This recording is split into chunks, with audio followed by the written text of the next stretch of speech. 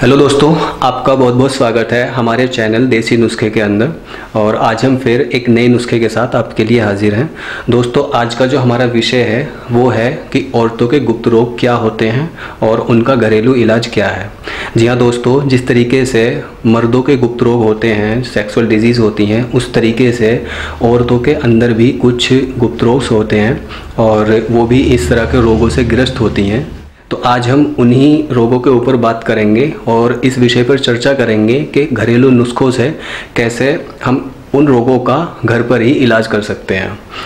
दोस्तों, उससे पहले मैं आपको बताना चाहूँगा, अगर आपने हमारा चैनल सब्सक्राइब नहीं किया है तो प्लीज़ हमारे चैनल को सब्सक्राइब कर लीजिए ताकि आने वाली हर एक वीडियो आप तक पहुँच सके। सब्सक्राइब करने के लिए फ्रेंड्स आपको यूट्यूब में लॉगिन होना होगा। वैसे तो लेडीज़ को बहुत सारे गुप्त रोग होते हैं, उनमें से कुछ प्रमुख रोग जो मैं आज आपको बताना चाहूँगा। सबसे पहला और सबसे जो कॉमन रोग है वो बांझपन का है, इनफर्टिलिटी जिसको बोलते हैं। ज़्यादातर लोग इस रोग से परिचित होते हैं क्योंकि ये एक ऐसा रोग है जिसकी वजह से औरत को बच्चा नहीं रह पाता। ठीक है। दूसरे नंबर का जो रोग है वो है श्वेत पिरदर, जिसको इंग्लिश में ल्यूकोरिया भी कहते हैं। दोस्तों, औरतों को जितने भी गुप्त रोग होते हैं, जितने भी सेक्सुअल डिजीज़ से ग्रस्त होती हैं, उसमें से मान लीजिए अगर 10% औरतों को किसी भी तरीके की कोई सेक्सुअल डिजीज़ है या गुप्त रोग है, तो उन 10% में से जो 80% लेडीज़ होती हैं उनको श्वेत पिरदर की प्रॉब्लम होती है या ल्यूकोरिया की प्रॉब्लम होती है। तो इसकी डिटेल में हम बाद में बात करेंगे। पहले हम नेक्स्ट रोग के ऊपर बात करते हैं। जो तीसरे नंबर का गुप्त रोग होता है वो होता है रक्त पिरदर। श्वेत पिरदर में क्या होता है, लेडीज़ के योनि के थ्रू एक तरल पदार्थ निकलता है, सफ़ेद कलर का एक तरल पदार्थ निकलता है, जबकि रक्त पिरदर में वो एक खून जैसा लाल द्रव निकलता है, तो उसको रक्त पिरदर कहते हैं। रक्त पिरदर की जो प्रॉब्लम होती है वो अक्सर माहवारी के ड्यूरेशन में होती है। जो फोर्थ नंबर का रोग होता है वो होता है माहवारी, या जिसको हम मासिक धर्म भी कहते हैं, पीरियड्स भी कहते हैं। तो ये एक ऐसा रोग है जो शादीशुदा लेडीज़ के अंदर भी अक्सर हो जाता है और शादी से पहले अक्सर लड़कियों के अंदर भी हो जाता है। इस रोग के अंदर जो इरेगुलर पीरियड्स की प्रॉब्लम होती है, फॉर एग्जांपल अगर किसी लेडी को एक मंथ में 2 बार पीरियड्स हो जाते हैं तो नेक्स्ट मंथ में 1 बार भी नहीं हुआ, फिर तीसरे मंथ में 2 या 3 बार या 4 बार हो गए। तो इस तरीके से जो पीरियड्स की इरेगुलरिटी होती है उसकी वजह से ये पीरियड्स की प्रॉब्लम क्रिएट हो जाती है। अगर किसी को टाइम टू टाइम पीरियड्स या विद इन 2-4 दिन के हेर फेर के अंदर हो रहे हैं तो उससे कोई प्रॉब्लम नहीं होती, लेकिन जब बहुत ज़्यादा डिफरेंस हो जाता है पहले और दूसरे पीरियड के ड्यूरेशन में तो वो हमारी इरेगुलर पीरियड्स की प्रॉब्लम क्रिएट हो जाती है। जो 5th नंबर की प्रॉब्लम होती है वो होती है माइकोप्लाज्मा जेनिटेलियम, जिसको हम MG के नाम से भी जानते हैं। 6th नंबर की जो सेक्सुअल डिजीज़ या गुप्त रोग होता है लेडीज़ के अंदर वो होता है लैक ऑफ सेक्सुअल डिज़ायर। ये दोनों में कॉमन होता है, कुछ मर्दों को भी ये प्रॉब्लम होती है, कुछ लेडीज़ को भी ये प्रॉब्लम होती है। इस रोग से ग्रस्त लेडीज़ को जो संभोग की इच्छा है वो बहुत कम हो जाती है, ना कि बराबर रहती है। तो इस रोग को हम लैक ऑफ सेक्सुअल डिज़ायर कहते हैं। जो 7th नंबर की प्रॉब्लम होती है वो होती है पेन ड्यूरिंग इंटरकोर्स। मीन्स जब आप संभोग करते हैं तो उस वक्त लेडीज़ को बहुत ज़्यादा पेन होता है। जो 8th नंबर की प्रॉब्लम है वो है वेजाइनल ड्राइनेस। वेजाइनल ड्राइनेस के अंदर क्या होता है फ्रेंड्स कि ये रोग जो होता है ये ड्यू टू इनसफिशेंट स्टिमुलेशन की वजह से होता है। मीन्स जो योनि के अंदर ड्राइनेस बहुत ज़्यादा आ जाती है और फिर इंटरकोर्स के दौरान या संभोग के दौरान उसको बहुत ज़्यादा दर्द होता है, कभी कभी ब्लड भी आना शुरू हो जाता है। तो ये भी एक बहुत ख़तरनाक बीमारी है। और इसके बाद एक रोग होता है सेक्सुअल ट्रांसमिटेड डिजीज़, जिसको STD के नाम से भी जाना जाता है। ये भी बहुत खतरनाक गुप्त रोगों में से एक रोग है। इसके अंदर क्या होता है फ्रेंड्स, जैसे मान लीजिए हमारे पार्टनर में से किसी भी एक पार्टनर को अगर कोई सेक्सुअल डिजीज़ है तो वो ट्रांसमिटेड हो जाती है ड्यूरिंग संभोग।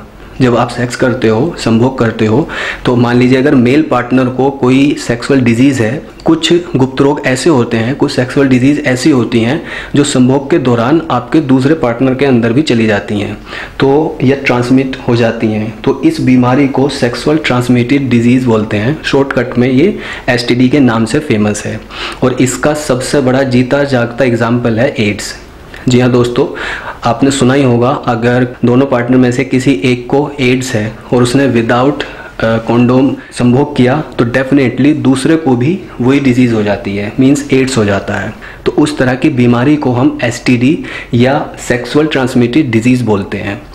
वैसे तो और भी कई तरह की बीमारियां होती हैं जो हम अपनी इस वीडियो में डिस्कस नहीं कर सकते। बहुत सारी बीमारियां होती हैं, वीडियो बहुत ज़्यादा लंबा हो जाएगा। और इसमें से जो सबसे इम्पोर्टेंट या सबसे कॉमन बीमारी है उसके ऊपर हमें डिस्कस करना है और उसका इलाज भी बताना है।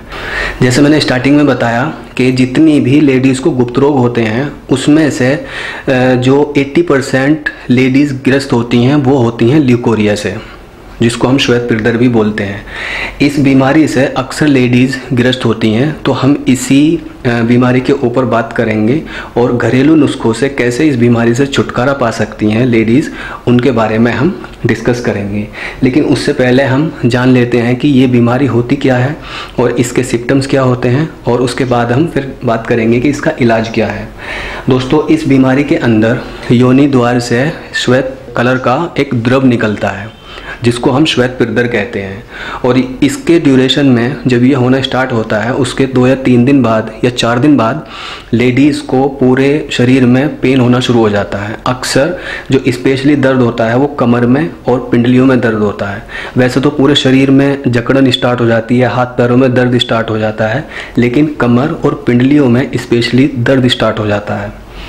तो मैं आपको इसके कुछ घरेलू नुस्खे बता देता हूं जिससे आप इस तरह की बीमारी से, या अगर श्वेत पिरदर किसी को है, ल्यूकोरिया किसी को है, तो हम घरेलू नुस्खों से कैसे इस बीमारी से छुटकारा पाते हैं। किसी भी नीम हकीम के चक्कर में पड़ने की ज़रूरत नहीं है। कोई भी एलोपैथी दवाई इसमें बिल्कुल यूज़ ना करें क्योंकि वो बिल्कुल भी कारगर नहीं होती।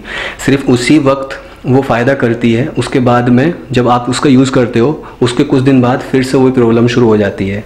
तो इसमें जो सबसे आसान घरेलू नुस्खा है वो मैं आपको बता देता हूँ। ये आंवले का चूर्ण, शहद और सौंफ, हम इसके द्वारा इस रोग को बिल्कुल जड़ से ख़त्म करेंगे। वो कैसे, मैं आपको बता देता हूँ। इन तीनों का सेवन हमें करना है इस रोग के अंतर्गत। ये आंवले का चूर्ण लगभग 5 से 6 ग्राम आप इस आंवले के चूर्ण को ले लें, मतलब 1 चम्मच लगभग इसको हमें लेना है। उसके बाद लगभग इसमें हमें 1 चम्मच शहद मिलाना है।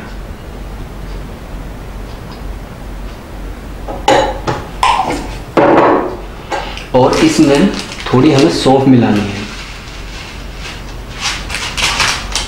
अब इसको अच्छी तरीके से इसमें मिला लें।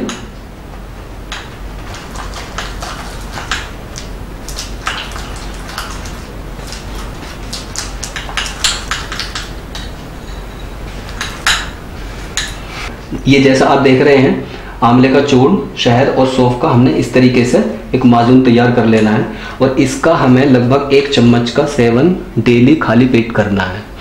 ये दोस्तों, खासकर मेरी माँ बहनें जो भी इस रोग से ग्रस्त हैं वो इसका सुबह खाली पेट सेवन करें। 100% विदिन 8 डेज आपको इसका फ़ायदा लगना शुरू हो जाएगा। बहुत ही सस्ती चीज़ें हैं, आंवले का चूर्ण, शहद और सौंफ। और अगर आप इसका सेवन 22 दिन तक करती हैं तो ये बिल्कुल जड़ से ये रोग ख़त्म हो जाएगा। एक दूसरा और भी सिंपल इसका तरीका है इस बीमारी को ख़त्म करने का, वो ये है, जैसे ये सूखा आंवला है, इसमें हम मुलेठी को इतनी मात्रा में मिला लें जितना हमने आंवले का चूर्ण लिया है, और उसको हमें आधे गिलास गाय के दूध के साथ लेना है। वो भी हमें सुबह खाली पेट ही लेना है। वो दूसरी विधि है, आप चाहो तो इसका यूज़ कर सकते हो या आप चाहो तो उस विधि का भी यूज़ कर सकते हो, ठीक है। और इसके ड्यूरेशन में अगर आपको लग रहा है कि आप इस रोग से ग्रस्त हो तो डेफिनेटली आपको कुछ गर्म चीज़ों से दूर रहना है, जो तली हुई चीज़ें होती हैं उनसे दूर रहना है, और जो मसालेदार चीज़ें होती हैं उनका परहेज़ करना है, क्योंकि अक्सर इन्हीं चीज़ों के सेवन से ये बीमारी पैदा हो जाती है। ये बीमारी है और इसका इलाज भी है, तो इससे निराश ना हो, परेशान ना हो और इस अपने घरेलू नुस्खे को अपनाएं। डेफिनेटली आपको इस डिजीज़ से छुटकारा मिल जाएगा। आज की हमारी वीडियो में सिर्फ इतना ही। अपनी नेक्स्ट वीडियो में हम किसी और डिजीज़ के बारे में बात करेंगे। तब तक के लिए take care. Thank you for watching.